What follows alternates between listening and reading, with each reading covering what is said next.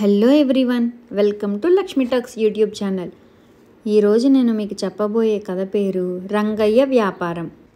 రంగయ్య అనే వాడి తండ్రి రాజుగారి కొలువులో పనిచేస్తూ బాగా డబ్బు సంపాదించాడు. అతడు కొడుకును కూడా కొలువులో చేరమంటే వాడు కాదని వ్యాపారం చేస్తానన్నాడు. వ్యాపారానికి వారసత్వం కావాలి, మన ఇంట్లో వ్యాపారం అచ్చిరాదు, నా మాట విని కొలువులో చేరు అన్నాడు తండ్రి. కాస్త దూరంగా ఉండి ఈ మాటలు విన్న రంగయ్య తల్లికి కోపం వచ్చి, చెట్టంత మేనమామ వ్యాపారంలో అంచెలంచెలుగా పైకి వస్తే వ్యాపారం అచ్చిరాదంటావేం? నీకు నీ వాళ్లే తప్ప నా వాళ్ళు ఆనరా అంటూ భర్త మీద చెంగున లేచింది.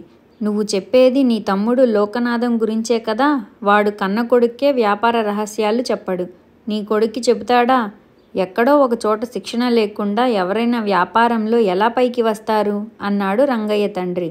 రంగయ్య తల్లి ధైర్యం చెబుతున్న దానిలా కొడుకు భుజం మీద చేయి వేసి భర్తతో, నీవన్నీ మరీ చోద్యాలు, నా తమ్ముడు నీలాగా స్వార్థపరుడు కాదు.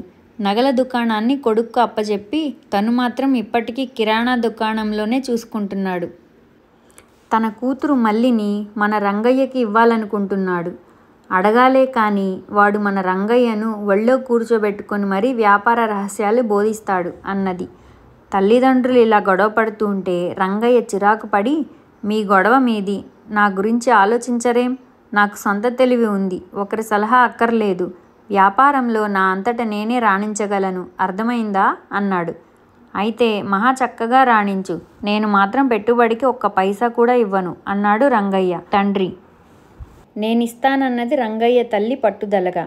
నా వ్యాపారానికి తెలివే పెట్టుబడి, మీ ఇద్దరి డబ్బు నాకు అక్కర్లేదు. 1 ఏడాది పాటు నన్ను మర్చిపోండి, ఆ తర్వాత మంచి వ్యాపారినై తిరిగి వస్తాను అంటూ రంగయ్య ఇల్లు వదిలిపెట్టి వెళ్ళాడు. దారిలో వాడికి ఒక సాధువు ఎదురయ్యాడు. రంగయ్య సాధువుకు నమస్కరించి తను బయలుదేరిన పని చెప్పి దీవించమన్నాడు. సాధువు పైసలు అడిగితే ఆశ్చర్యపడి, సర్వసంగ పరిత్యాగివి, నీకు డబ్బెందుకు అని అడిగాడు. డబ్బు కోసమే కదా ఈ వేషం, నాకు చదువు రాదు, ఏ పని చేతగాదు, కాలు చెయ్యి సక్రమంగా ఉన్నాయి, ఈ వేషం వల్ల తప్ప డబ్బు రాదు, పొట్ట గడవదు అన్నాడు సాధువు. అంటే ఈ వేషం కూడా ఒక వ్యాపారమే అన్నమాట అన్నాడు రంగయ్య అనుమానంగా. పేర్లలో తేడా తప్ప లోకంలో వ్యాపారం కానిదంటూ ఏదీ లేదు అని సాధువు ఒక క్షణం ఆగి, అయితే ఒక పని చేద్దాం, నేనిప్పుడు చేస్తున్న వ్యాపారంలో నిన్ను కూడా భాగస్థుడిగా చేర్చుకొని బాగా వృద్ధి చేయదలిచాను, లాభాలను చెరసగం పంచుకుందాం అన్నాడు. ఇందుకు రంగయ్య ఇష్టంగానే సరేనన్నట్టు తలాడించాడు. ఆ మర్నాడే 10 మంది నడిచే దారి పక్కన ఒక గుడారం లేచింది. డబ్బు తీసుకొని పాపాలను కడిగేసే పాపానంద స్వామిగా మారిపోయాడు సాధువు. మారువేషం వేసుకొని వాడి శిష్యుడయ్యాడు రంగయ్య. మైలతుత్తంలో నీరుండడం వల్ల నీలంగా ఉంటుంది. వేడి చేస్తే ఆ నీరు ఎగిరిపోయి అది తెల్లగా అవుతుంది. తెల్లటి మైలతుత్తాన్ని బయట వదిలితే తిరిగి నీటిని పీల్చుకొని అది నీలంగా మారుతుంది. ఈ సూత్రాన్ని ఆధారంగా చేసుకొని తన పథకాన్ని రూపొందించాడు సాధువు. పాపానంద స్వామికి కుడిపక్కన మరుగుతున్న నీటిపై ఒక పళ్ళెంలో తెల్లటి మైలతుత్తపు పొడి ఉంటుంది. ఎడమకాలి పక్క కాలిన పెనం ఉంటుంది.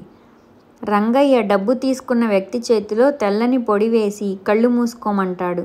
కాసేపటికి ఆ పొడి నీలంగా మారుతుంది.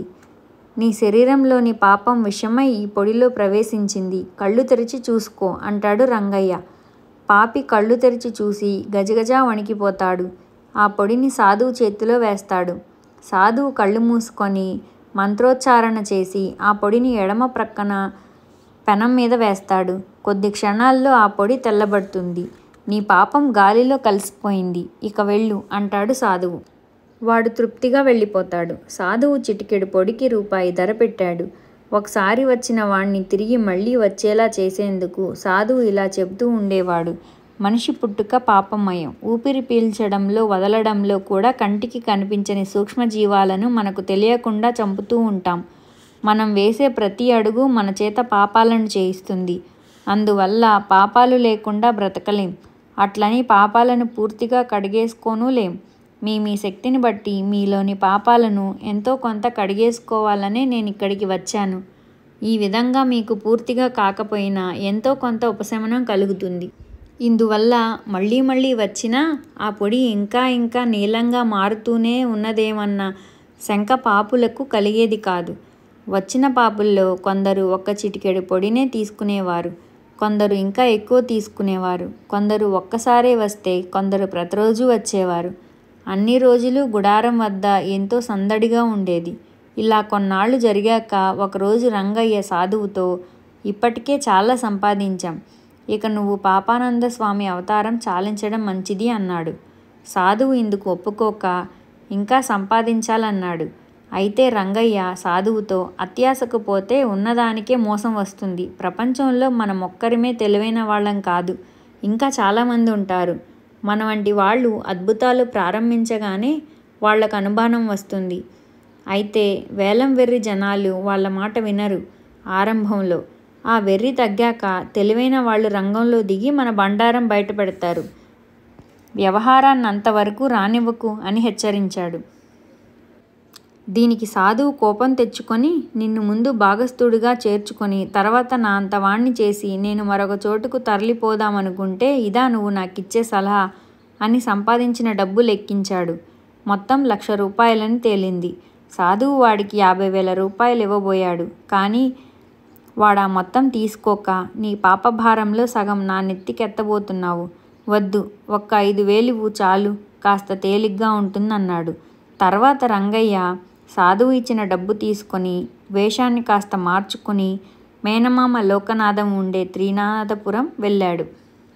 ఆ సమయంలో లోకనాథం కిరాణా దుకాణంలో ఉన్నాడు. మారువేషంలో ఉన్న తనను మేనమామ గుర్తుపడతాడో పట్టడో అని రంగయ్య దుకాణానికి వెళ్ళి, నాకు ఎండు ఖర్జూరాలు కావాలి, ధర ఎంతైనా పర్వాలేదు అన్నాడు. లోకనాథం వాడిని గుర్తుపట్టక, ఇంకా నీకేమైనా కావాలా బాబు అని అడిగాడు. చాలా పెద్ద జాబితాయే ఉంది, ఎండు ఖర్జూరాలు ఉన్నది లేనిది చెప్పు అన్నాడు రంగయ్య. వెంటనే లోకనాథం, ఒరేయ్ వెంక అని పిలిచాడు. లోపల నుంచి 15 ఏళ్ల కుర్రవాడు వచ్చాడు. లోకనాథం వాడిని ఎండు ఖర్జూరాలున్నాయా అని అడిగితే ఉన్నాయన్నాడు. రంగయ్యకు కావలసిన ఎండు ఖర్జూరాలు పొట్లం కట్టి ఇవ్వమని లోకనాథం చెప్పగానే వాడు తిరిగి లోపలికి వెళ్ళిపోయాడు. అప్పుడు లోకనాథం గోపి అని పిలవగానే ఇంకొక కుర్రవాడొచ్చాడు. వాడితో లోకనాథం, బాబుగారికి ఏం కావాలో తూకం తూచి పొట్లాలు కట్టు అని చెప్పాడు. కొంతసేపటికి వెంకడు వచ్చి, బస్తాడు ఎండు ఖర్జూరాలుండాలి, ఎక్కడో కనబడలేదు అన్నాడు. ఆ ముక్క చెప్పడానికి ఇంతసేపా? బాబుగారలా నిలబడి ఉండిపోయారు కదా అని లోకనాథం విసుక్కొని రంగయ్యతో, మా దుకాణంలో లేని సరుకు మీకు మరెక్కడా దొరకదు, కాబట్టి మీ సమయం వృధా అయిందనుకోనక్కర్లేదు అన్నాడు. కానీ ఈ మాట కాస్త ముందే తెలిస్తే బాగుండేది. ముందు ఉన్నాయన్నాడు, తర్వాత లేవన్నాడు. వెతకడానికి అంతసేపా అన్నాడు రంగయ్య చిరాగ్గా.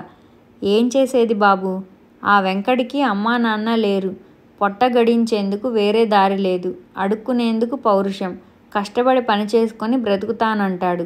వాడికి పనెవరిస్తారు? వ్యాపారస్తుడికి కాస్త జాలి ఉండాలి బాబు, అందుకే వాణ్ణి పనిలో పెట్టుకున్నాను. తప్పు నాది కాబట్టి వాడి వల్ల ఇబ్బంది కలిగితే మీ బోటి వారు అనే మాటలు నేనే భరించాలి అన్నాడు లోకనాథం. రంగయ్య మహా గొప్ప వ్యాపారివే అని మనసులో అనుకొని, ఈ వెంకడికి ఈ ఊళ్ళో లోకనాథం అనే వ్యాపారి అయినా తెలుసా? తెలిస్తే జాగ్రత్తగా ఈ పొట్లాలు ఆయన ఇంటికి చేర్పించాలి, ఆయన నా మేనమామ అని వెనక్కు తిరిగి అక్కడి నుంచి కదిలాడు. లోకనాథం ఉలిక్కిపడి దుకాణంలోంచి బయటకు వచ్చి, ఓరి రంగడి వట్రా, గుర్తుపట్టలేకపోయాను, పద ఇంటికి పోదాం అన్నాడు. రంగయ్య ఆశ్చర్యంగా, దుకాణాన్ని ఇలా వదిలేసి వచ్చేస్తావా? అసలే ఆ వెంకడు తెలివి తక్కువవాడు అన్నాడు. లోకనాథం నవ్వి, అదంతా ఇతరుల కోసంలే, ఆ వెంకడు మహా చురుకైనవాడు, నమ్మకస్తుడు, వాడి మూలంగానే ఈ ముసలితనంలో కిరాణా దుకాణం నడపగలుగుతున్నాను అన్నాడు. అయితే మరి ఎండు ఖర్జూరాల విషయంలో అలా చేశాడేం అని అడిగాడు రంగయ్య అర్థం కాక. ఎండు ఖర్జూరాల కోసం వచ్చిన బేరాన్ని పోగొట్టుకోలేం కదా, నీకింకా చాలా సరుకులు కావాలి, వాటిని గోపీ చేత పొట్లాలు కట్టిస్తుంటే వీడు చకచకా ఎండు ఖర్జూరాల కోసం 4 దుకాణాలు తిరిగి వచ్చాడు, ఎక్కడా లేవు, జరిగిన ఆలస్యానికి నింద వాడి మీద పడింది అన్నాడు లోకనాథం. రంగయ్య కొంతసేపు ఆలోచిస్తూ ఉండి, అంటే వ్యాపారము మోసమే, అయినా వచ్చేది తక్కువ, నేను మరొకడితో కలిసి మోసం చేసి 2 నెలల్లో సంపాదించింది వ్యాపారంలో సంపాదించాలంటే ఏడాది పైన పడుతుంది అని తన కథంతా మేనమామకు చెప్పాడు. లోకనాథం పెద్దగా నవ్వి, సరుకుల్లో కల్తీ చేస్తే అది మోసం, కొనేవాళ్ల అసహాయత కనిపెట్టి ధరలు అదే పనిగా పెంచితే అది మోసం. నేను అలాంటి వ్యాపారం చేయడం లేదు. నా తెలివితో వచ్చిన వాళ్లను ఆకట్టుకుంటున్నాను అన్నాడు. రంగయ్య ఒక క్షణం ఆలోచించి, ఇప్పుడు నా తెలివిని వ్యాపారానికి ఉపయోగించాలో మోసానికి ఉపయోగించాలో తెలియడం లేదు. అదీకాక సొంత తెలివితో రాణిస్తానని ప్రగల్భాలు పలికి ఇల్లు విడిచి వచ్చాను. ఇప్పుడు నీ సలహా తీసుకోవాలో కూడా తెలియడం లేదు అన్నాడు లోకనాథం. లోకనాథం మేనల్లుడి భుజం తట్టి, మోసం చేసి డబ్బు సంపాదించడంలో నిజమైన తృప్తి ఉండదు. నీ తెలివిని వ్యాపారానికే ఉపయోగించుకో. సామాన్యులకు సేవ చేయాలనే అధిక లాభాలను ఆర్జించి పెట్టే నగల వ్యాపారాన్ని కొడుక్కిచ్చి నేను కిరాణా దుకాణం నడుపుతున్నాను. ఇక నా సలహా సంగతంటావా? నువ్వు నన్నేం సలహా అడగలేదు. అడగకుండా నేను నీకు సలహా ఇచ్చాను. కాబట్టి నువ్వు నా నుంచి ఇంకా వ్యాపార రహస్యాలు తెలుసుకొని రాణించవచ్చు అన్నాడు. ఆ విధంగా రంగయ్య వ్యాపారంలో ప్రయోజకుడై ఏడాది గడిచాక తల్లిదండ్రుల వద్దకు వెళ్ళి జరిగిందంతా చెప్పి వారిని సంతోషపెట్టాడు. తర్వాత వల్లిని పెళ్లి చేసుకొని మేనమామను సంతోషపెట్టి తను సుఖంగా జీవించాడు.